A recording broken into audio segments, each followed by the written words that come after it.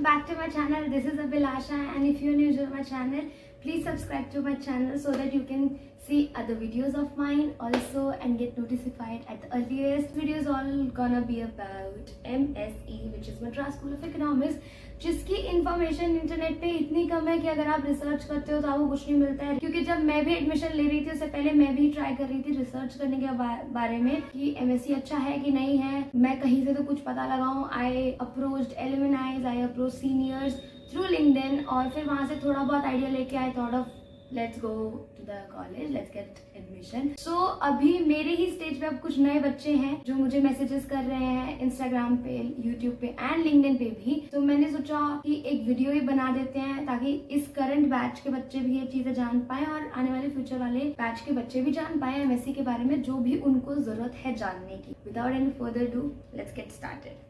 कुछ भी ना भूलूं मैं, उसके लिए मैंने अपना ऑलरेडी नोट्स बना लिए हैं कि कुछ भी मेरे हाथ दिमाग से निकलना चाहे कि एग्जाम के बारे में, कॉलेज के बारे में, हॉस्टल के बारे में, फीस के बारे में, मेस के बारे में, इन्वायरमेंट के बारे में, सब कुछ मैं I will try to include all of it in this time so that you won't get bored of watching this video. That is why I am trying to make a sit down video for you all. So let's talk about MSc exam, जो कि entrance exam है, जिसकी वजह से ही आप admission ले पाओगे MSc के अंदर। इट्स कॉल्ड MSEET और इस साल का तो हो चुका है 2025 का, 26 और 27 में जब भी आएगा। अभी CUET के अंदर वो इंक्लूड नहीं हुआ है एमएससी। सो इट्स गुड कि तुमको एक और चांस मिलता है अपने एडमिशन्स कराने के लिए पीजी में और यूजी में भी। मैंने MA किया है post graduation in economics and my background was in applied qualitative finance. तो एमएससी आपको 5 कोर्स देता है: general economics, financial economics, applied quantitative finance, environmental economics and actuarial economics. So आपको इन्हीं 5 के अकॉर्डिंग पढ़ना है। लेकिन एंट्रेंस एग्जाम में आपको ये नहीं ध्यान देना है कि मुझे दर्जाना है, क्योंकि सबके लिए सेम ही आता है। ये आपके लिए बाद में चूज करने का एक प्रोसीजर है। तो फर्स्ट एग्जाम, एंट्रेंस एग्जाम कैसा होता है, 2 पार्ट में डिवाइडेड होता है, जिसमें एक इकोनॉमिक्स में आता है और एक जनरल आता है, जिसमें एप्टीट्यूड, लॉजिकल रीजनिंग, इंग्लिश, ये सब चीजें आती हैं। और दूसरा जो पार्ट होता है वो होता है इकोनॉमिक्स, जिसमें मेजरली थियोरिटिकल आता है। और इसमें आप Indian economy, micro economy, macro economy, public finance सब पढ़ के जाओ। और अच्छा होता है, इतना ज़्यादा डिफिकल्ट नहीं होता है, उससे कि इजी टू मॉडरेट के बीच में होता है उसका level. So you can just figure it out, it's fine. क्योंकि बैचलर्स में जो पढ़ा है वही आता है, बाकी नोट्स बनाओ, कोचिंग में एनरोल करवा लो या कुछ भी आपका जैसे होगा आप वैसे कर सकते हैं। नाउ व्हाट हैपन, जब आप एमएससी का एक एंट्रेंस एग्जाम क्लियर कर लेते, then you get your scoreboard, जिसमें तुम्हारे कितने नंबर आए हैं वो बताया जाता है। आउट ऑफ 100 होता है, I think what I remember is out of 100 ही होता है एग्जाम। तो उसमें से आपके नंबर आते हैं और उधर से ही आपको आपकी रैंक पता लगती है। तो 2 तरीके की रैंक आती है, एक आपकी ओवरऑल रैंक आती है, एक आपकी कैटेगरी वाइज आती है। अगर आप जनरल कैटेगरी में तो उसके अकॉर्डिंग रैंक आएगी, ओबीसी कैटेगरी में तो उसके अकॉर्डिंग आएगी, ऐसी और जितनी कैटेगरी है उसके अकॉर्डिंग आपकी रैंक आएगी। मेजरली कट ऑफ इतना नहीं ध्यान दिया जाता है, रैंक के हिसाब से होता है। सो while I was editing the video, मेरे को एक इन्फॉर्मेशन आपको और बतानी थी कि जब एग्ज़ाम दे दिया था उसके बाद हमारे को सिलेक्टेड कैंडिडेट्स का रोल नंबर शीट आती है, जिसमें सभी के रोल नंबर लिखे होते हैं जो सिलेक्ट हुए हैं फॉर द काउंसलिंग लेटर, और उन्हीं को ही काउंसलिंग लेटर मिलता है ईमेल के थ्रू। सो अगर आपको चाहिए कि आपको मिल ही जाए, आपको सेफर साइड पे रहना है कि कितने नंबर लाएंगे, आपका रोल नंबर शीट पे सिलेक्टेड कैंडिडेट्स में रोल नंबर आपका आ जाए, तो you should get above 70 at least. उस टाइम पे मेरे तो 50 के आसपास थे, 50 to 54 थे मेरे, बट मुझे आ गया था। But I think this is not the same case with this year. So लोगों के नहीं आ रहे हैं 60 के आसपास लाने के बावजूद भी। सो इट्स बेटर कि आप ज़्यादा लाएं, क्योंकि शायद मे बी कॉम्पिटिशन और ज़्यादा बढ़ गया है। So it's better that you get above 70। मेरी फ्रेंड की भी बहुत अच्छी रैंक थी, कुछ 16 के पास इन ओबीसी कैटेगरी, जबकि उसके 64 62 आए थे। बट आई थिंक अभी लोगों के इतने अच्छे नंबर आने के बावजूद भी उनको कॉल लेटर या वो रैंक लिस्ट में उनका नाम, रोल नंबर नहीं आ रहा है। सो आई वुड से कि keep up with your work and keep up with your hard work, so maybe you will get it next year. Mostly सभी के पास ही काउंसलिंग कॉल लेटर जाता है जिसमें वो आपको बुलाते हैं for the counselling, and then they divide you into different teachers, professor जो भी है, and then they ask you कि आपके मैथ्स था 12th में कि नहीं था। आप बोलोगे हाँ नहीं, अगर बैचलर्स में तो गुड, 11th-12th में नहीं है तो फिर भी ठीक है, लेकिन आपको पता होना चाहिए मैथ्स। क्यों? क्योंकि इकोनॉमिक्स में मैथ्स इज वेरी इंपॉर्टेंट। अगर आपको मैथ्स अच्छी नहीं लगती है या आपने कभी मैथ्स पढ़ा नहीं तो it will be very difficult for you to survive in MSc, I would say, क्योंकि एमएससी में सर्वाइव करना थोड़ा सा लिटिल बिट डिफिकल्ट है। दूसरा चीज, then they will give you the options. मान लो आपकी रैंक ही 1 है, ठीक है, तो आप तो जाओगे तो आप वो तो बोलेंगे कि सारी सीट्स अवेलेबल है, आपको बता दो आपको कौन सी चाहिए, तो यू विल जस्ट से जो भी तुमको चाहिए कोर्स। एंड मान लो अब आपका रैंक आता है 20, 25, 30 इसके अराउंड, एफई और जनरल इकोनॉमिक्स ना हो, AQF मोस्ट प्रोबेबली ना हो, तो आपके पास वो बोलेंगे कि एक्चुरियल और इन्वायरमेंटल में सीट खाली है, आप बता दो आपको कौन सा लेना है। अगर आपको लेना है इन दोनों में से कुछ, आप बोल सकते हो, बट अगर आपको नहीं लेना है तो you can wait for the second counselling call. तो they will write your name, और जब भी सेकंड कॉल आएगा तो you will again receive email. अपना एक्सपीरियंस बताऊं, मैंने अपना दिमाग में बना रखा था या तो मुझे AQF चाहिए या मुझे GE चाहिए, इसके अलावा मैं किसी में नहीं जाने वाली। और जब मेरे को फर्स्ट कॉल लेटर ही आया था तब मेरे पास सिर्फ एक्चुरियल और इन्वायरमेंटल में डिसाइड करने को था, तो मैंने बोल दिया था कि मैं सेकंड के लिए वेट करूंगी। लेकिन ऑलमोस्ट 1 महीने बाद आया था, तब AQF और एक्चुरियल और इन्वायरमेंटल में चॉइस था और मैंने AQF चूज कर था और मैं आ गई। बहुत सोच समझ के डिसाइड करना कि do you want to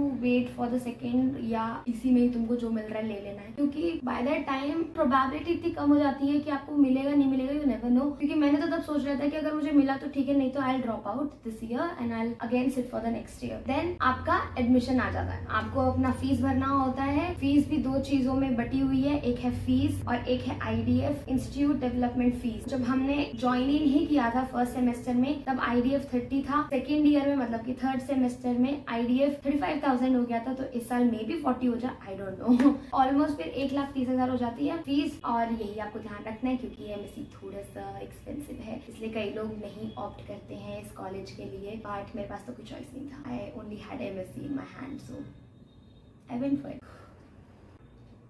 next comes is hostel. अब जब आपका काउंसलिंग ही चल रहा होगा तभी दे विल आस्क यू कि आप ऑप्ट कर रहे हो हॉस्टल के लिए कि नहीं कर रहे हो, तो आपको उसी के अकॉर्डिंग जवाब देना है कि कर रहे हो कि नहीं कर रहे हो। दूसरा चीज ये है, अगर आप बोलते हो कि मैं नहीं कर रहा हूँ तो ऐसा नहीं है कि आपको बाद में नहीं मिलेगा, ठीक है, पर मोस्टली क्या होता है ना, शुरू में फर्स्ट सेमेस्टर में सब लोग अपनी सीट भर लेते हैं हॉस्टल के लिए, मतलब जब भी उनका एडमिशन डेट, ज्वाइनिंग डेट होती है तो उससे 1 हफ्ते पहले आ जाते हैं and they start looking for flats और PGs। तो अगर उनको मिल जाता है तो दे ऑप्ट आउट ऑफ हॉस्टल, और जिन लोगों को चाहिए होता है उनको वो मिल जाता है। तो ऐसा नहीं है कि अगर आप शुरू में नहीं ले रहे हो तो आपको नहीं मिलेगी seat, but I would suggest कि आप ले ही लेना, क्योंकि आप जब पहली बार जाओगे तो it will be a little difficult to search it on. PG का क्या हाल है चेन्नई में वो मैं बाद में बताती हूँ, अभी सिर्फ MSc के बारे में बात करते हैं। फिर दूसरा चीज है कि आपको हॉस्टल में आप नाम लिखवाएंगे तो ठीक है, नहीं लिखाएंगे तो ठीक है, फिर उसकी भी एक शीट आती है कि किन किन को अलॉट हो चुका है, और कई बार ऐसा भी होता है कि कई लोगों को नहीं अलॉट हुआ होता है, बट बाद में जाके हो जाता है। मैंने ऐसा देखा है हमारे टाइम पे भी कि लोगों को मिल गया था बाद में भी। अब हॉस्टल में क्या है कि एक रूम में डबल शेयरिंग और ट्रिपल शेयरिंग है, तो आप इसमें से चूज नहीं कर सकते हो कि आपको कौन से में जाना है। आपको जो भी इंस्टीट्यूशन प्रोवाइड करेगा you have to go for it, and आप ये भी चूज नहीं कर सकते कि आपका रूममेट कौन होने वाला है, मतलब बाद में भी नहीं कर सकते हो आप ये चीज तो डिसाइड, वो आपको बोलेंगे आपको उधर ही रहना जहाँ पे आपको अलॉटमेंट दी गई है। So it's not in your hand. Then hostel का फीस अलग है। अब आते हैं मेस पे। मेस का खाना जब मैं आई थी मतलब फर्स्ट सेमेस्टर में तो मेरे सीनियर्स ने कहा था कि पहले बहुत बेकार खाना मिलता था, बट देन जब उन्होंने भी हमारे टाइम वाले मेस में खाना खाया था फिर दे अप्रिशिएटेड द फूड, जो कि मुझे नहीं अच्छा लग रहा था इतना, बट ठीक है अगर उनको लगा, क्योंकि उन्होंने कंपेयर किया ना कि पहले और बेकार था। बट ऐसा नहीं मैं बोलूंगी कि मैंने जब खाया था फर्स्ट सेमेस्टर में कि बहुत बेकार था, मतलब एडिबल ही नहीं है, मैं तो खा ही नहीं पा रही हूँ, छोड़ रही हूँ। कई लोगों को ये चीजें भी लगी थी, कई लोग छोड़ते भी थे, तो किसी को टेंशन लेने की जरूरत नहीं है कि हम साउथ इंडिया में जा रहे हैं तो नॉर्थ इंडियंस कैसे सर्वाइव करेंगे, आप कर लोगे, कोई प्रॉब्लम नहीं है। हाँ मैं मानती हूँ कि चेन्नई बहुत ज्यादा नॉन वेज ईटर है, बट इसका मतलब ये बिल्कुल नहीं है कि आपको कुछ भी वेज नहीं मिलेगा। इडली, डोसा, पनियारम, इडियप्पम, बहुत चीजें हैं, परोटा, मतलब बहुत चीजें हैं जो आपको मिल जाएंगे वेजिटेरियन में। It's not a big deal, so calm down. Now mess का भी अलग चार्ज होता है, आई थिंक 3,500 था पर सेमेस्टर या per year, I don't remember, क्योंकि मैंने ऑप्ट तो किया ही नहीं था। मैं बता देती हूँ, मैं ना ही हॉस्टल में रही हूँ ना ही मैंने मेस का खाना खाया है। एक चीज होती है कि जो डे स्कॉलर्स होते हैं, जैसे मैं बाहर रह रही थी तो मैं पैसा देके मेस में खाना खाती थी। आप लोगों को तो नहीं देना पड़ेगा जो लोग मेस में ऑप्ट इन करेंगे। This is all about it. Let me have a sip of my coffee. Let me check कि मैं कुछ भूल तो नहीं रही। मेस में एक और चीज़ है जो कि इतनी इम्पोर्टेंट नहीं है, बट ये है कि गर्ल्स के ब्लॉक ज़्यादा है। मतलब I think they have A, B and C block for girls hostel, और लड़कों के लिए सिर्फ एक ही ब्लॉक है। और ये भी है कि MSc में लड़कियों का रेशियो थोड़ा ज़्यादा है बॉयज से, so that is why may be इन्होंने यही चीज़ किया है।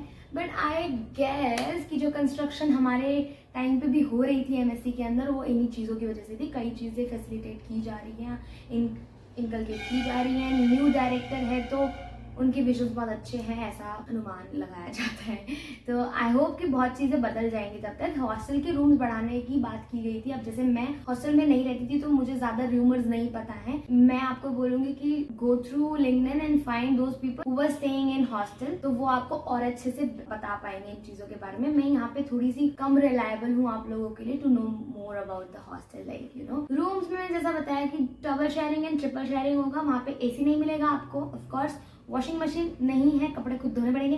बाथरूम्स मतलब टॉयलेट्स एक फ्लोर पे हैं, मतलब एक फ्लोर के वाइज है कि एक फ्लोर पे इतने वॉशरूम्स हैं, जो भी है, मतलब 3 वॉशरूम 3 बाथरूम्स होंगे, ऐसा कुछ होगा, आई डोंट नो। बट हाँ ऐसा ही है। मैं एक ही बार गई हूँ हॉस्टल के अंदर तो मेरे को यही दिखा था। ऐसा खिचड़ी या चौल जैसा माहौल नहीं था, अच्छा माहौल था हॉस्टल का। साफ सफाई थी, मेंटेन रहती है साफ सफाई, सो नो वरीज। लिजर्ड बहुत ज्यादा है चेन्नई में, मेरा तो एक ही डर है, वहाँ पे भी मिल ही जाएंगी। Mosquitoes are the problem of MSc, क्योंकि वहाँ पे लोगों को डेंगू हो जाता है उसकी वजह से। So you better get yourself a मच्छरदानी जब आप MSc के हॉस्टल में रहने जाओ, तो इट्स बेटर कि आप वो रखो और वही यूज करो। पानी वानी बहुत सही है, वाईफाई आपको मिलेगा हॉस्टल के लिए भी और वैसे भी कॉलेज के लिए भी मिलेगा ही मिलेगा। It's good, okay. मतलब इट्स नॉट दैट कि आप रह नहीं पाओगे, ऐसी लाइफ नहीं होगी।